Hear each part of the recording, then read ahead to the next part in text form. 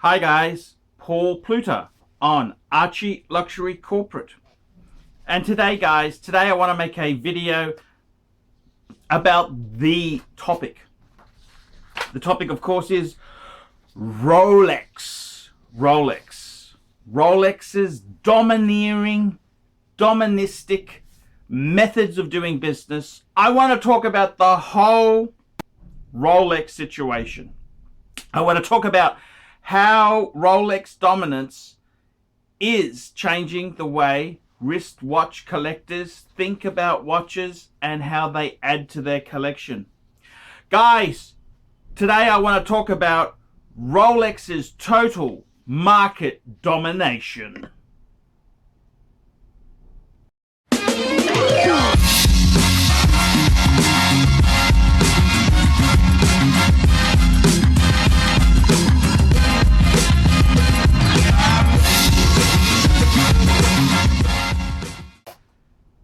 Hi guys, Paul Pluter on the Paul Pluter ArchieLuxury channel, ArchieLuxury corporate channels.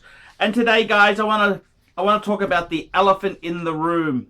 And the biggest elephant there is Rolex's total dominance in the wristwatch market itself there. There was a famous interview with Terry Stern, the head of Patek Philippe. And the interview went along and they asked him, what company besides Patek Philippe do you admire the most? And without hesitation, Terry Stern pipped in and said, Rolex.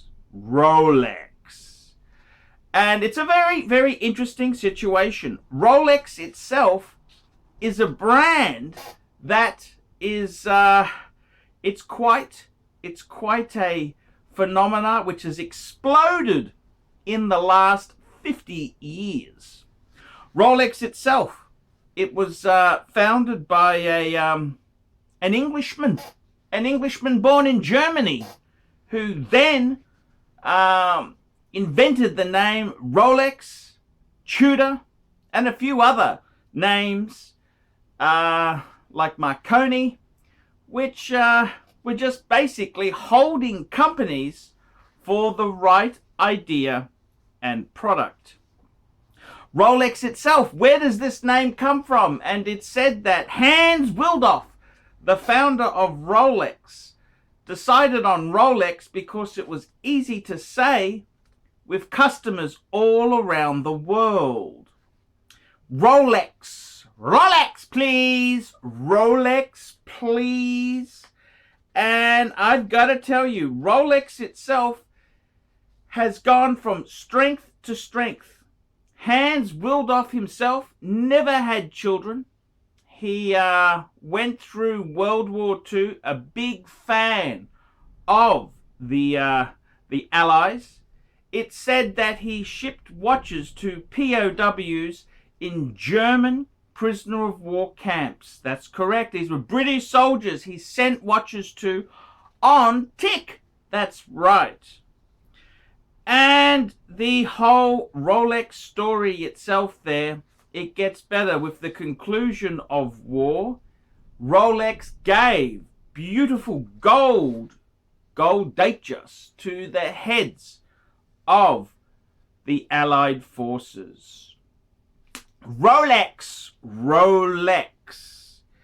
And it's an interesting brand. It's a brand that was invented by a man with a dream. It doesn't have the history or breeding of a brand like Vacheron Constantin or Patek Philippe or Audemars, but it's become the most dominant player in the luxury wristwatch segment. So let's have a look at this market dominance and see what's happened. In the last 20 years, Rolex has gone from strength to strength. It's a situation where in the early noughties, brands like Panerai, that's right, the Paneristes, there's a Paneristi in all us. Panaristes. The Panaristes were very, very, very, very, they're where Rolex is today. Pams were selling way above their retail sticker price. In fact, I remember reading about a guy on a Rolex forum who sold a Rolex Sea Dweller, put in money to get a PAM 24 similar to my Pam submersible, which is also a PAM 24 by coincidence. Rolex, it used to have it was always been a respected brand, but the market was dominated. The purist watch collector, he was more interested in something from Schaffenhausen, the German-speaking Swiss, with IWC and Panerai being for the purist of class and taste. In recent years, that has all changed. It has all changed indeed. It's all changed. Now, there is one market leader in wristwatches. The market leader is Rolex. What has happened in recent times with Rolex? Well, it's been very, very interesting. There was a time when Rolex was building a market for their watches. In fact, Rolex used to give free case opening tools to independent watchmakers. Rolex's logic was, if you gave tools to watchmakers who would service these watches, they would recommend Rolex as a brand because they had the tools and ability to service these pieces.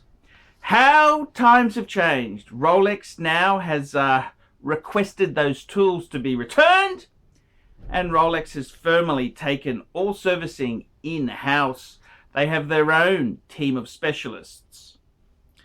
But let's have a look at Rolex itself there. Rolex isn't like any normal business. It's not a family-owned conglomerate. No, Rolex is a Swiss charitable trust.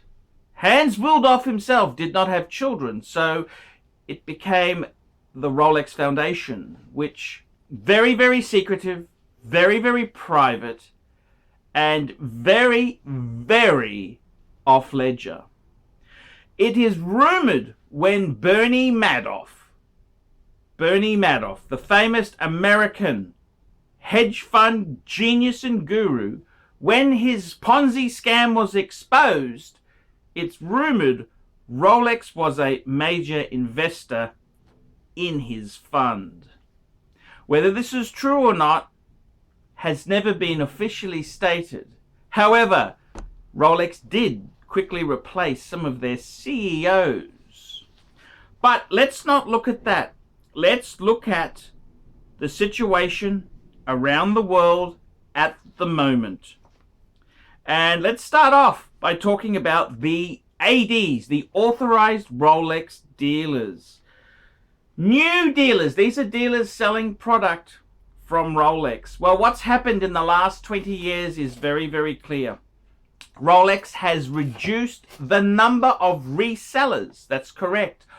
Rolex has been very, very heavy in how it treats its retailers. Rolex has taken back the dealership of many underperforming establishments.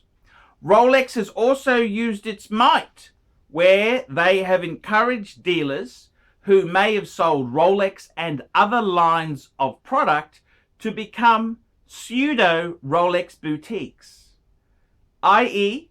the store looks like a Rolex factory-owned store, but it's actually a part of the Rolex independent dealer network. This has happened all around the world and in Australia, from where I am based. New dealers themselves there, the numbers of new dealers has dramatically dropped. The other thing that has happened is Rolex has clamped down on servicing. Rolex insists that the dealers do not service the watches themselves. The dealers must send these watches back to Rolex for servicing. I do know of a dealer, I believe Hardy Brothers in Australia was an authorized Rolex reseller who lost the dealership because they had their own in-house service people who they wanted to use, and Rolex did not like that situation. This happened many, many years ago, but it just shows you Rolex is not somebody to be messed around with. The new Rolex dealers themselves there, well, what can you say? They do not order stock as such. They can request a batch. The most they could request is a batch of certain watches, but they need to take what they are given. That's correct. The Rolex dealer needs to take whatever he's given. He's not there to be independent or request, I'll take Submariners, I'll take Daytonas, I'll take GMTs. No, no, no. He's given a fixed basis of watches. Many of the new Rolex dealers, the ADs, they can really be called Datejust dealers. Datejust, Oyster Perpetual, and precious metal dealers. And that's because all around the world, when I have traveled, the big disaster now is the lack of sports watches in dealerships. I have been everywhere, man. I have been to Sydney, Melbourne, Brisbane, Gold Coast. I have been to Hong Kong, Singapore, Bangkok, Kuala Lumpur, Japan. I've been to obscure places like Vietnam. And I've got to tell you, even places like Jakarta, Indonesia, the situation is bad. There is an abundance of non-sports models, Datejusts, Oyster Perpetuals, and precious metal. Precious metal being Day-Dates, being Sky Dwellers in precious metal. There is the new steel Sky Dweller. This is the way the dealers have gone. Wait list. You want to put your name down on a wait list? Wow. You can't even get on the wait list to wait in many of these markets. Good friend of mine, Scotty, was a loyal Rolex customer. He bought a Rolex Deep Sea. Then he had a Rolex Batman. Then he sold both of those, but the dealer wasn't to know. And then he wanted to get a Rolex no-date sub or a Rolex sub-date. They won't even put him on the list, yet alone get one for him. And it is very, very, very nasty indeed there. Even with Tudor, this is a subsidiary of Rolex. It's kind of the poor man's Rolex by many people's thinking. Getting your hands on a Pepsi or a Tudor 58, very, very difficult. The big thing is, with these authorized dealers, no discounting on steel sports models. No discounting whatsoever. No discounting on most watches, even precious metal. The interesting thing is, dealers are struggling. You would think when the market is so hot, the dealers would be sitting on a gold mine, but apparently not. Apparently, supply has been turned down, and dealers are struggling because they can't get enough stock to sell to the customer. They can't get enough stock. This is a crazy type of problem, but it's partly due to the fact that Rolex is a charitable trust and there are certain rules about Rolex pricing. Rolex would normally, any other company would turn the price up a few notches. But because Rolex is a charitable trust, they can't do that. So they have to limit supply. Dealers are angry and furious. One dealer who wishes to be anonymous has confided in me. He's struggling to get any stock, struggling to get sport steel Rolexes. Customers are getting pissed off. There is absolutely no guidance from Rolex. Rolex won't say, hey, we'll be getting Submariners to you in a couple months. No feedback whatsoever. Rolex just says, we will give you what we see fit. If you don't like it, you can leave. You can leave. That's basically it. The other big thing is, I have a very good fan of the channel. Packaging. Packaging. Packaging is where the dealer will say to you, I will sell you a steel Panda Daytona, providing you buy a solid gold day-date, or a solid gold this, or a solid gold that. One person I know bought a very expensive annual calendar Patek Philippe, and he got 3% off the Patek, and he asked, hey, is there any chance I could get any Steel Sports Rolex? The answer came back, no. No. Absolutely amazing. Absolutely amazing. It's the whole watch market. For Rolex itself there used to be a time when if you were buying a brand new precious metal Rolex, you could expect 15 to 20, maybe 25% off retail. That is no longer the case. The most you will get on any Rolex these days, I am told, is 5%. Even on precious metal. It is absolutely ludicrous. Absolutely ludicrous to the extreme. Okay, so if we can't get a new Rolex easily, how about we go to the pre-owned market? The used market. The used market. Let's go to the used market. And what's happened? It's become full of speculators. Speculators who are buying product with the hope of selling it to another person for more money. This is a very, very serious situation. The two most popular model are the Batman and the Hulk. The Hulk is selling for a massive premium if it's unworn with stickers and less than 6 months old. Dealers are telling me the most popular model out of all the range, this is considering bang per buck. The Daytona is unattainable, for example, but the Batman is kind of the sweet spot in the supply and demand range from these are from used dealers, second-hand watch dealers there. The red Sea Dweller, that's the 43mm Sea Dweller, it is getting soft. It's a harder sell compared to past couple of months. It's actually the red Sea Dweller is getting lost in the market there. It doesn't seem to be breaking through. The two clear leaders, the two most wanted modern Rolexes are the Hulk and the Batman. Interestingly enough, Rolex Sea Dwellers and Deep Sea, they seem to be getting lost in the market. The James Cameron and the Red Writing Sea Dweller, they're kind of nowhere near as popular as the Batman or the Hulk.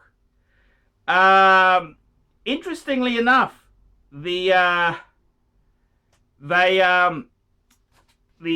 some watches in the sports genre are more wanted than others.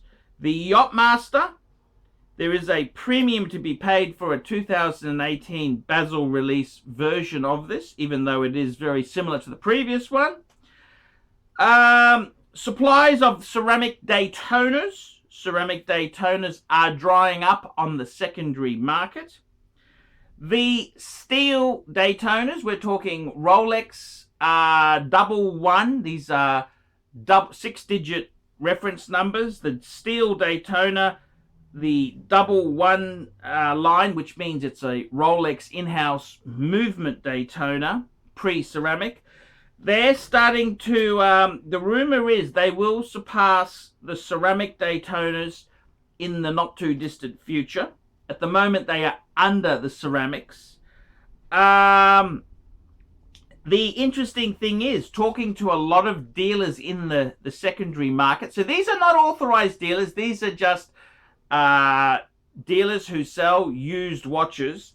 They're saying there has never been a bigger time. Customers want Rolex, Rolex, Rolex. They're selling a lot more Rolex compared to other brands. And in the second-hand watch industry, the margins on Rolex are pitiful. Razor-thin margins. I'm being quoted from dealers saying they are making less than 10% on used Rolexes. So the margins are razor thin. Razor thin.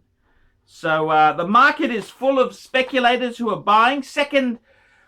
The speculators, they're looking for a second last idiot. One more idiot after them to buy it from them. It's a very dangerous, bubbling market. What is going to happen? Who knows what is going to happen to this market indeed there? Who knows what is going to happen there? It's margins. I was talking to one Australian reseller who wishes to remain anonymous to protect the guilty. He told me on his Rolex stock, margins were down to about 8%. 8%. And from that 8%, most customers would be wanting to pay by credit card. That's correct. Plastic. They want to use their plastic. So he'd be losing about, if it's a Master or a Visa card, somewhere between 1 and 2% in merchant fee. So you take that off 8%, and you're down to 6.5% margin. Very limited room for error or mistake there. It's very hot and contested market there. Interestingly enough, the increase of social media, the Facebooks and forums and things like that there, particularly on Facebook, has led to the forums becoming very popular. A lot of mini dealers have entered the scene, i.e. speculators. The mentality is quite interesting. We'll talk about that in a minute. Good value pieces. What is good value at the moment in the Rolex area? What is good value? The pre-ceramic sub, no date and date seem to be quite reasonable value at the moment. They must increase in value if the market keeps getting hotter. Rolex is not making any more pre-ceramic, so they must, good condition, end-of-the-line models in box papers, really minty condition, must go up. Air Kings seem to be very good value at the moment. Air Kings are soft, a little bit soft, but they are a nice bigger size, and they have that unique gold and green writing on the dial. Yachtmaster ones, particularly the 40mm blue dial variants, are very good value at the moment. The Rolex Explorer 2, the 42mm, is actually starting to rise. They were considered dogs of the sports range, but you could expect about 20% off on the secondary market. Now that's slipping to about 10%, with market experts saying that should narrow shortly. The Rolex Explorer 2 40mm, the days of getting a 40mm Explorer 2 cheap are gone. That horse has bolted, with good examples of 40mm Explorers, that's the 16570 reference, bringing similar money to used examples of the 42mm Explorer 2. So the horse has definitely bolted indeed there. The interesting thing is the flippers in the market. Flippers seem to be everywhere. They are only buying Rolex. Speculation is rife. An example of some speculation that I have seen firsthand myself. I know somebody who sold a Rolex. Well, this is a Tudor example. Tudor Pepsi on a leather strap. They sold it to a dealer for cost plus 600. Then what actually happened was, the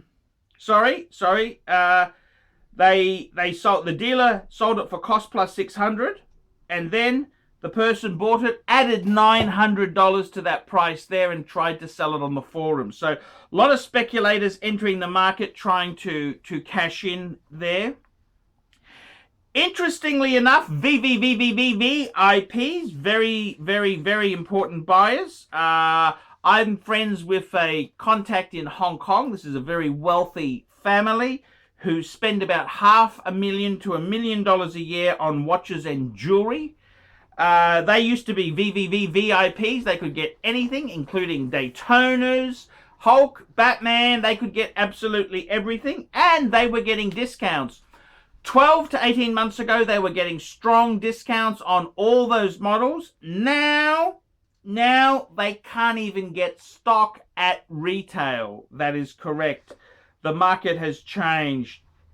There is, talking to industry experts around the globe there, countries like Vietnam and India do have stock available. However, you are often paying massive premiums to get these pieces. Massive premiums. You can go to Hong Kong, Singapore, and this is the watch mecca of the world, and it's all available at high market prices. High market prices.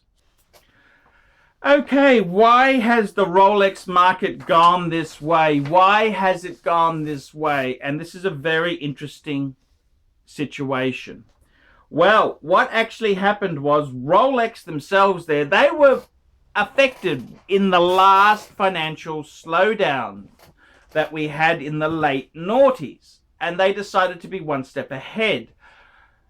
There was a mini recession when China looked like it was going to very much soften.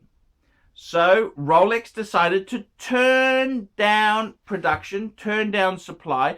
Rolex does not officially release numbers, but talking to dealers in confidence, I have been told that Rolex is actually turned down production by 35% across the board. Now, what has actually happened is that in recent years, it is the mainland Chinese who are developing. Yes, there are a lot of poor people in mainland China, but there is an emerging middle class, and they want their luxury goods. They want their luxury trinkets and baubles, and there can be no better brand than Rolex. There can be no better brand than Rolex. And I gotta tell you, this is what's happening in the marketplace. The marketplace is crazy. It is absolutely crazy. So you've got a company like Rolex, which has turned down production by 35%. You've got a new marketplace, China. Now, there was rumors that China was going to slow down. They had anti-corruption legislation where you couldn't give watches as gifts, but we all know how the Chinese and Asian economies work. They work on a handshake and a kickback. And the reality is things are snafu, situation normal. That's correct. It's back to normal situation, but Rolex has turned down supply by 35%. Now, there is a few interesting things. The situation is that for every 7 non-sports steel watches Rolex sells to a dealer, they will have a float of 3 steel sports. So this is partly the reason why dealers have so many Datejust, Oyster Perpetuals, day dates in the window. It's because for every 7 non-steel sports they can get 3 steel sports. Now, you've got a emerging middle class in China who desperately wants sports watches. The Rolexes are king. So you are basically having a situation where mainland Chinese are cashed up and they want their Rolex. They want their Rolexes. And this is partly, they want their Rolexes. And this is just the situation we live in here. We've got supply being turned down. We have got a big segment of a new market that never existed, mainland China. We have got normal demand, which is we've got an aging population who used to buy Datejust. Now they want sports. The Rolex sports watch has sort of become like the SUV. In the 70s and 80s, most people would buy a sedan. Now, most family buyers buy an SUV. The Rolex sports line is basically like an SUV of automobiles. It's the sports line. Everybody wants the steel sports watches. The future looks very grim. It looks very grim and it could burst at any time. But as far as Rolex watches go, I think it's not going to improve anytime fast. This is the new normal. This is how it's going to be. My best advice to the viewers out there is pick up some of these other magical brands. IWC, Panerai, lot of great brands there. Yes, I do believe every man needs a Rolex watch. But does he need multiple Rolex steel sports? My advice to the collector would be to build a balanced portfolio. I'm ArchieLuxury. This is the ArchieLuxury corporate channel. Please tell me what you guys think about this Rolex complete market dominance. Tell me what you guys think of this speculation that exists in the market. Tell me what you think. Guys, I'd really appreciate it if you could like, subscribe, and tell your corporate friends about my channel on luxury timepieces. Don't forget, when you click the subscribe button, click the little bell. That way there you will be notified when I make more videos. I'm ArchieLuxury. This is the ArchieLuxury corporate channel. Thank you for watching.